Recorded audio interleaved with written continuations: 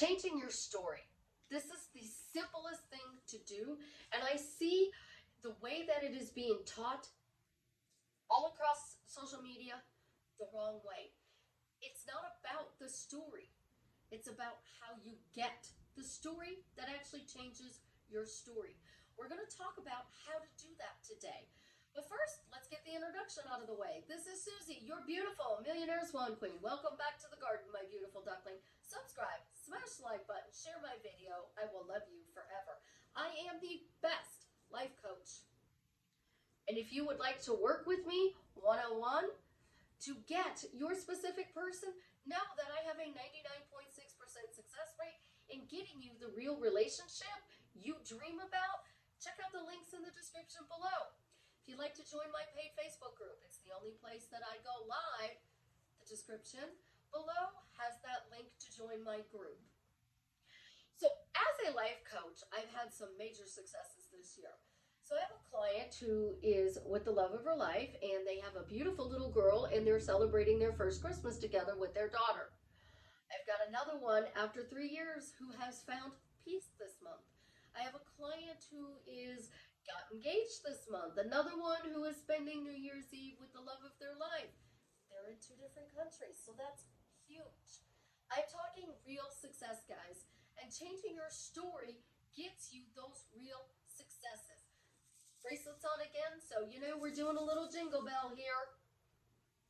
How do you change your story? You ask a question. It's that simple. You want to be happily married to the love of your life. Why do I have a happy marriage to Jared? That's your question. How does that get you your new story? Because you're asking the right question. So when you ask the right question, your reticular activating system, your RAS, searches your memories. And because it's searching your memories, it's coming up with all the good memories that you have of this person. All of the good memories. You have a happy marriage. You get good memories when you ask that question. Your brain has to answer a question. So when I say, how are you today? What was your answer? When I say, what car are you driving? What was your answer? Are you married? What's your answer? You have to answer. It's a must. So many coaches teach that you have to impress your subconscious. You have to create a story. And if you're not sure how to create the story, write all the things you don't want on this side of the paper. So on this side of the paper, we're going to write all the things we don't want. So your specific person said, I don't love you. I don't want a relationship with you. I've moved on. You need to move on too. I'm marrying somebody else. Now revise this on this side of the piece of paper to everything you want. So, I don't love you. You're the love of my life. I don't want a relationship with you. You're the only person I want to be in a relationship with. I want to marry the third party. You're the only one I want to marry. That's not actually changing your story. That is forcing positivity that you do not see as possible at this moment. So you're going from lack and you're feeling even worse because these statements don't feel good yet. Because they don't feel good, you feel like you lost. So in this column, I don't love you, I don't want you, I'm marrying somebody else, you lost. In this column, you need to feel like you won. So I love you. I want to marry you. I want to spend the rest of my life with you. I want to have children with you. All of that should feel good. If it doesn't feel good, you're still in the I lost. I haven't changed my story. I don't believe that this is possible to change, and nothing I'm doing is right. So you have to start with the simple question. What am I doing right? Well, I'm using manifesting, conscious creation, the law of attraction, the law of one, the law of assumption to create a better life. So what am I doing right? I'm working to create a better life. So the next question, you're recreating the relationship relationship with your specific person. What is your end? What is the end? We're going to use happily married. If you don't want to be married, because I know a lot of people who don't, you can be fully committed, happy unmarried. Kurt Russell and Goldie Hawn, for example, they're the happiest unmarried couple in Hollywood. You can use living together, life partner, romantic partner. I don't like this one, but old lady, old man, because, I grew up in an era where that was a thing. That's my old lady. They weren't married, but that was their significant other. So, your title, happily married, which is the one I said we're going to use. So, you're going to get rid of the I am statement, because I'm not using I am anymore, and you're going to say, I have. So, I have a happy marriage. Then you're going to use your specific person's name. I have a happy marriage to Jared. Then you turn it into a question. Why do I have a happy marriage to Jared? Simple. Because this is what happens. Your reticular activating system kicks in and searches your memory, which most life coaches call the subconscious.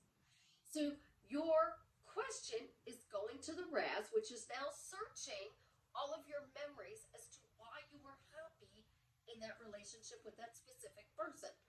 So now the law of one, I'm thinking of all the good things that happened during this relationship, and it is being sent out across the wavelengths, bam, to your specific person. Because you're happy with this relationship, you have memories of being happy. These happy memories are now being forced out into the one conscious. The law of assumption kicks in. You're happily married. You're sending out good memories. They're hearing happily married to Susie, and they're feeling all of these good memories coming up in their thought pattern. And they're thinking, oh, I'm happily married to Susie. That would be really awesome to be happily married to Susie. Holy crap. I want to be happily married to Susie. I have a happy marriage to Susie. Wow, I have a happy marriage to Susie. Because that's what they're going to start hearing because of the law of one consciousness. So the monkey in Ireland is washing their potato in the ocean. The monkey in Hawaii is washing their potato in the ocean at the same time. The law of one. The one consciousness sent across all of the monkeys. Now all of the monkeys are trying to find water to wash the potatoes. That's what we're doing here. So our RAS is searching those good memories. So why do I have a romantic relationship with Jared? What are some of the things that your specific person did to you, for you, that made you feel romantic? That they were bringing romance into your relationship? Did you have a candlelight dinner? Did you have a conversation that lasted all night long through texts and phone calls? Did you meet after you got off of work and have a beautiful conversation underneath the stars? What did you do that you considered romantic? Again, the law of one. I'm going to send out Cupid's arrows because we know that I've been called Cupid, and I love that title. And Cupid sends those arrows to your person's heart.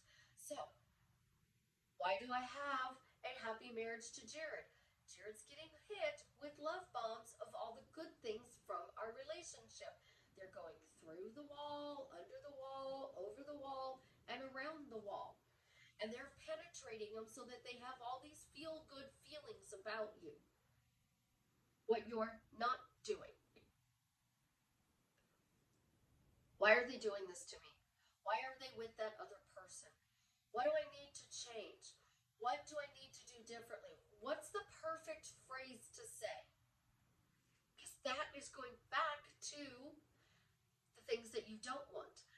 What do I need to change? Well, I need to change the hot and cold. I need to change that they're in a relationship with a third party. I need to change that they said they hate me. They don't want a relationship with me. That is things that they actually did, actual physical event that happened in the relationship. That's a story. Every interaction you have with them is its own individual story. So the stories you want to bring up from your memories into the one consciousness are only the stories you want them to feel good about. So you're going about this relationship.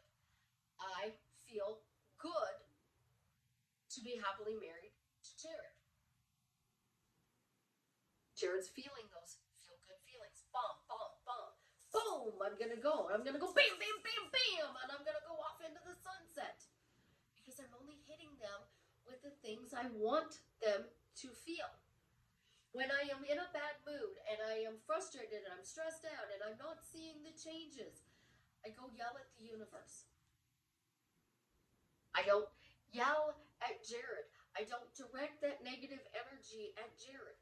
I only ask the question to my specific person, why do I have a happy marriage to Jared? Here's a fun one. If you don't want to answer it because Susie said so, say, because I have always had a happy marriage to Jared. So, why do I have a happy marriage to Jared? Because I always have a happy marriage to Jared. Easy peasy lemon squeezy. Your Raz kicks in, or your subconscious. Because they like to tell you it's your subconscious. And then your subconscious creates it. Well, guess what? You just impressed your subconscious by asking the right question to get the result you want. You don't have to go down the rabbit's hole of, what do I need to change? You just ask a simple question. You want a specific job. Why do I have the best job in the world? Because I am the best life coach there is at getting people back together with the love of their life. And I have a lot of success in doing that. You want a text message, go listen to the other person's. I get a text, I get a text, I get a text, I get a text, I get a text. You're so obsessed with getting a text message. Why do I always have text messages from my specific person? Because I always have text messages from my specific person, and leave it at that. Why do I always have text messages from Jared? Because I always have text messages from Jared. What you created is before because and after because. I asked a question, and then I gave the question an answer, which is even more powerful. Why do I always have a happy marriage to Jared? Because I always have a happy marriage to Jared. When you are creating, it's all about what you are focusing on. We only live in this now, right now in this moment. So you want to quantum jump into the moment where you are happily married. I always live in a reality where I have a happy marriage to Jared. Simple. It's your bubble. It's your world. It's your reality. And your words say it. Now, we know that I have maybe 10 or 15 thoughts a day. So I can affirm all day long. Or I can affirm 2 or 3 times a day and get whatever I want. Because I say I get whatever I want quickly, easily, and effortlessly. And I add in the most fun way, because I don't want somebody to die and inherit all their money. I'd rather have the person. I don't want somebody to die and I get the car of my dreams. I'd rather have the person and drive around in the car with that person. I don't want to get something that is going to come in a traumatic way. And chaos loves tearing things apart so it can be put back together in the way you want. But if you got the money in a fun way, so you are playing a game of cards with Monopoly money, because it's the holiday season. We're together with the family. We brought out the Monopoly money. We're playing cards, and you have $50,000 worth of Monopoly money, and your uncle writes you a check for $50,000. You're like, what's this for? Well, you won the game, so Merry Christmas. And they just gave you $50,000. That came in a fun way. You're at the casino and you are gambling, and you're like me, you don't go to the casino very often, but you got dragged there by family members because it's Christmas, and you put $1 in the slot machine and you hit the jackpot, and you walked out with, say, $250,000. That came in a fun way because you were with family and friends at the casino enjoying yourself. What's another fun way it can come? Ah, your 5-year-old could rattle off a bunch of numbers, and you write those numbers down that they kept rattling off, and you go to the lottery and you play the lottery, and those numbers hit the jackpot, and you just won $50 million. Give it a fun way. You got a job that you were dreaming about, and that dream job is paying you $6 million a year.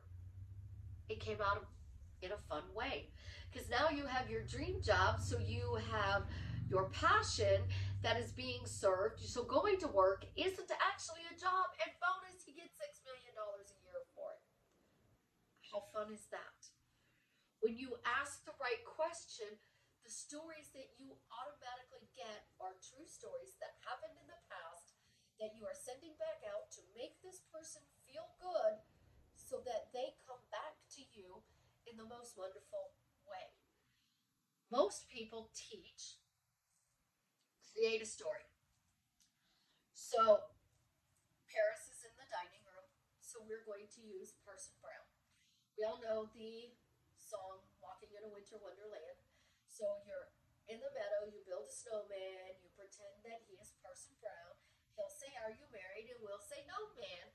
So he'll do the job while you're in town. So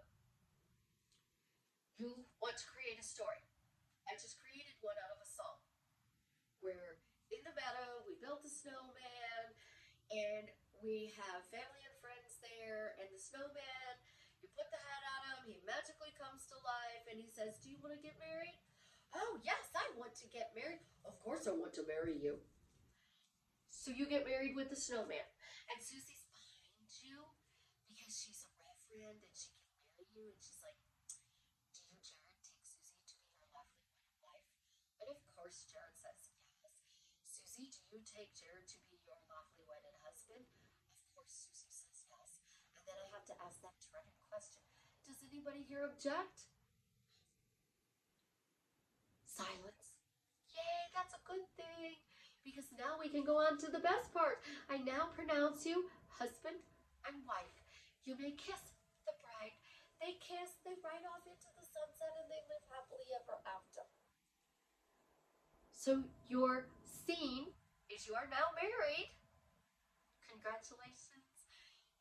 I'm so happy for you because you are married. What's next? Oh, you have to keep telling the story that you're happily married then. Because if you don't tell the story that you're happily married, Jared goes to work and he comes home 2 hours late, and you're like, "Where the hell have you been for the last 2 hours?" Like, you could have called me and told me you were off work. I mean, I was worried about you. Where the fuck were you? And you're right back into that things aren't going so well mode. So before Parson Brown's marries us, we ask the question, why do I have a happy marriage? After Parson Brown's marries us, we ask the same question, why do I have a happy marriage to Jared? See why creating this story isn't as powerful as just asking the right question.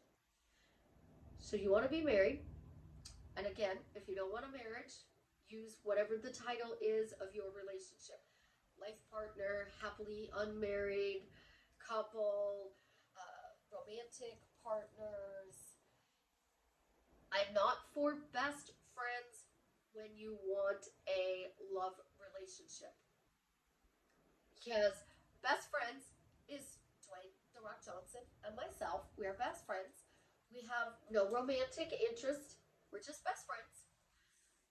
Married to Jared is life partner. The person that I'm going to ride off into the sunset with.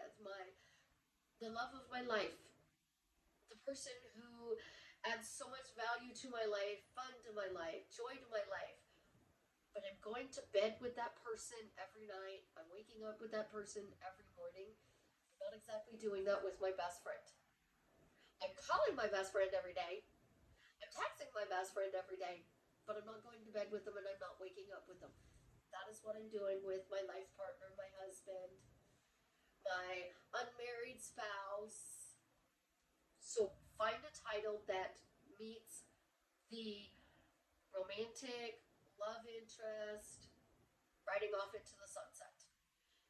Keep asking that question before you get it and after you get it so that your reticular activating system can search your memory or your subconscious and give you exactly what you want. See, I move all of these steps out of your way for you guys. You ask a question, you get an answer. You keep asking the question, you keep getting the answer. If you script, if you say thank you, if you manifest with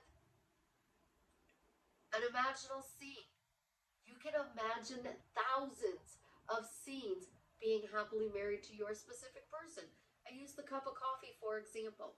I'm sitting on the kitchen counter. Jared's making breakfast this morning and I'm drinking my cup of coffee. Tomorrow, he's leaning on the counter. I'm sipping my cup of coffee and I'm making breakfast. The following day, we're in a restaurant. I'm sipping coffee and I'm having breakfast with him. Three different stories that can really happen.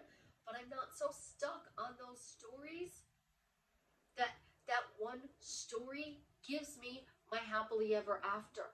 I'm stuck on the fact I have a happy marriage to Jared and I am creating little memories that impress my subconscious, but I'm also bringing up reasons from the past, projecting them into the now and putting them into the future that he's feeling, and he's going to want to come in and be happily married to me. It's really simple. Get a title and persist in the title until it becomes true. Because once it becomes true, you're going to believe that you are happily married. In the meantime, you guys go enjoy your Christmas. Merry Christmas.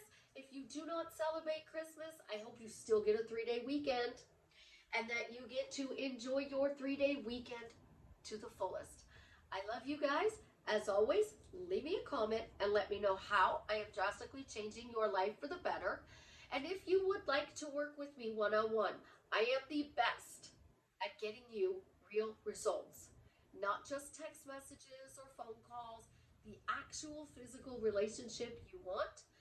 Check out my website for openings that I have. I do have a very busy schedule and I am booked out weeks and months in advance with my regular clients.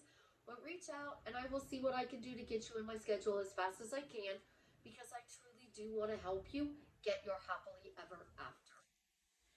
Merry Christmas!